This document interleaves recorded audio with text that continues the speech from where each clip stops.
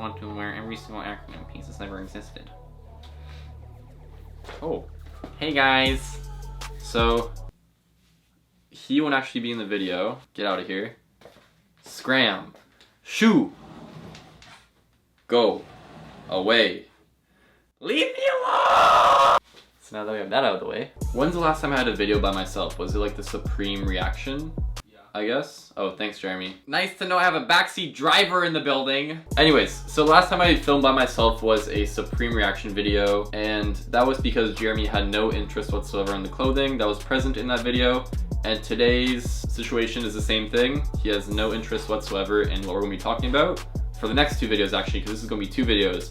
So the first video is a overview on techwear. We're gonna be talking about techwear, the history behind it, brands behind it, the key people behind it, some Instagram accounts you can follow to kind of get the gist of what it is. I feel like the techwear videos on YouTube are a lot of the time very superficial. I feel like the people who make them are not actually into techwear themselves. They just kind of like a quick Google search and then when like, oh, acronym is good, acronym is the best. Go buy acronym, but it's expensive, so just buy ACG because it's a cheaper version of acronym, haha. Nothing I could not find out myself through like a 5-second Google search.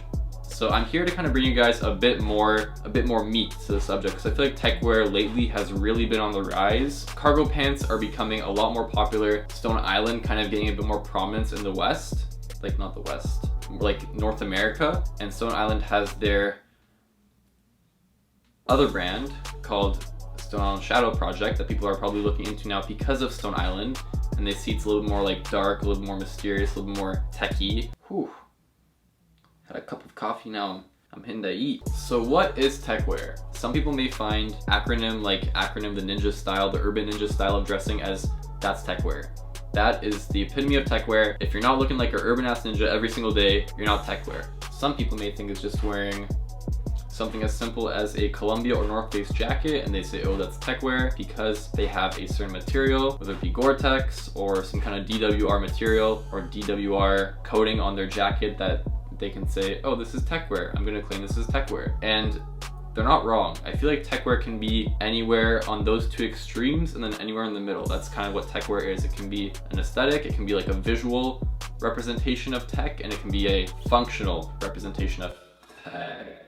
So the history of techwear, this is back when acronym was like very, very, very niche. People were having to order through like very specific niche retailers. I feel like everything really kind of coalesced on Superfuture, which was like a big forum back then. It's still kind of active, but not as much as back then. People started talking about techwear on those forums with other techwear geeks, techwear enthusiasts, and it really just kind of built up from there. And there was like a really solid community, like a very grassroots movement of this whole aesthetic, this whole look.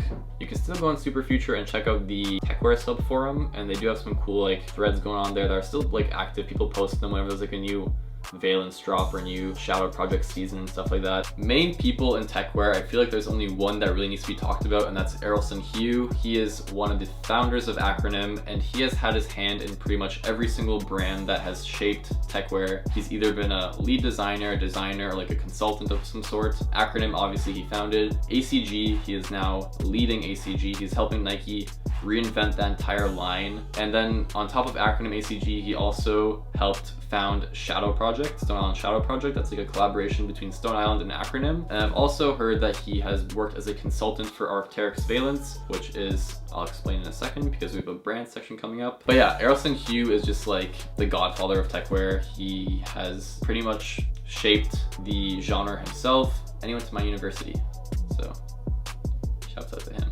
So brands you need to know if you want to get into techwear. I feel like these are some of the main brands you need to know. I may have left a couple off the list, but these are the ones that I personally enjoy and I'm familiar with. So we'll start off obviously with acronym. Acronym is the brand that when you see people wearing like full out urban ninja outfits, like costumes, it's mostly acronym. And you know that that outfit costs a lot of money because acronym is very expensive. Acronym is like 1,500, 2,000 for a jacket. Ridiculous. The crazy thing is, acronym still sells out at those prices. The jackets sell out instantly. Very like cult following for that brand. The godfather of techwear is Errolson, and that's his baby. Acronym is his pride and joy. They make everything by hand over in their Berlin, I guess, office, their workspace, whatever it is, and it's so out of my price range that it upsets me. Hopefully one day we can work up to that, but for now I have to satiate my techwear needs with a brand called, you guessed it, Probably not actually.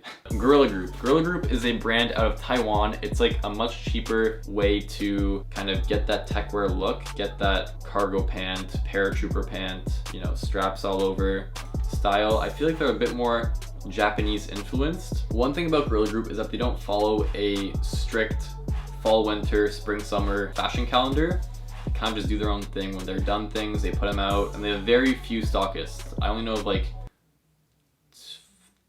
2, and you will be able to sell it on the aftermarket because people are always looking for a Gorilla Group because it is so hard to come by. So if you ever buy a Gorilla Group piece, you'll have no sweat selling it.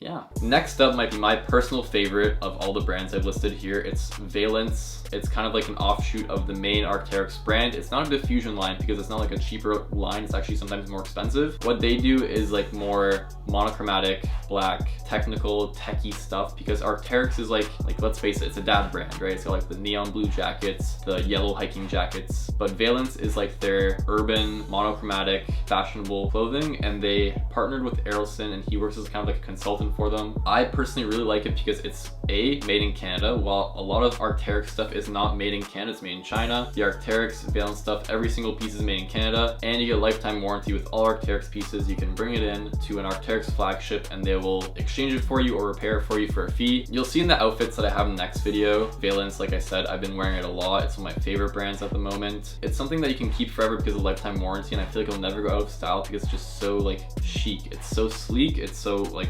oh. Next up, Stone Island Shadow Project. Stone Island Shadow Project is a separate entity to Stone Island because it's completely different. It's like dark, gloomy, experimental, and it uses the badge as well, but usually in like a black colorway or like a black with a white compass. Acronym and Stone Island teamed up to create Stone Island Shadow Project, but Errolson does not have a hand in this. It's one of his assistants, but he started that and he was involved in at least the first couple of seasons for that because you can actually go on YouTube and find videos of him talking about each piece of certain seasons. He goes into detail over each piece, what's involved, what kind of features they have and stuff like that. I don't have many Shadow Project pieces. I have the Chelsea boots that you guys are always asking about, like where I got them. I feel like Shadow Project kind of has like a personality to it. It's very like, it's like the emo kid in grade 8 that everyone just wanted to beat up, but you couldn't because you knew that he would come back in grade 9 and shoot you all up. So this one I don't really want to mention, but I guess I will. It's a Y3. Y3 I didn't want to mention because I feel like while the aesthetic can certainly be tech, especially the Y3 Sport line, I feel like the materials are very lackluster. I feel like they're not really focusing on materials as much as someone like Acronym or Valence. They're just kind of going for the look and charging the crazy prices, but they're not really trying to go for the, you know, the actual tech aspect of it. They're going for the aesthetic and not the functionality. And people will tell you that Yoji has a hand in this. He doesn't. It's a fucking lie. Yoji does not do anything with Y3 anymore. He hasn't for a while now, and the prices they charge for the stuff they make is outrageous. It's all made in China, and it's not like actually Gore-Tex or any kind of DWR. It's just like shit. Next up is ACG, which is Nike's hiking line. It stands for All Conditions Gear, and for a long time it was actually like a mom and dad hiking brand. It was like a North Face or Columbia, but they recently took in Errolson Hugh and they just kind of gave him free reign because they saw how well his Acronym Prestos and his Acronym Air Force Ones did, and they just kind of let him do his thing, and now it's a lot more monochromatic. It's darker. I feel like at this point it's almost like an Acronym diffusion line. So if you're looking to get into techwear, definitely take a look at ACG because it's reasonably priced. It has that Acronym look that you're probably trying to go for if you're getting into techwear based on Instagram or based on YouTube videos. But even then, like, even if you're not trying to do that, then the fabrics are very good. Even like if you get into, you know, the upper echelons, the Acronyms, the Valence, the Shadow Project, you'll still probably use ACG here and there in your wardrobe because it just has those versatile pieces that really work for techwear. So in terms of Instagram accounts to follow to kind of get what I'm talking about in terms of like the aesthetic and the people behind it and the community, I compiled a list of people, and I'm just gonna put them all up here on the screen now, and I might link them, who knows. Techwear people. Look, type it into your Instagram, type it into your web browser.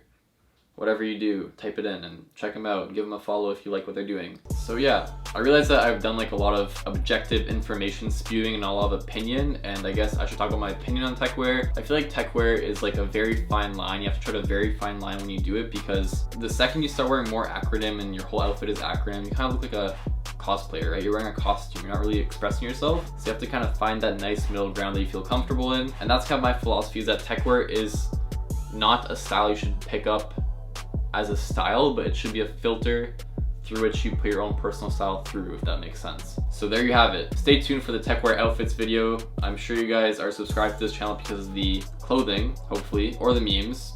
But next video is very clothing heavy. There's like 6 or 7 outfits, so stay tuned for that. And Jeremy won't be there, so it'll be good too. Stay dry, stay warm, stay fresh.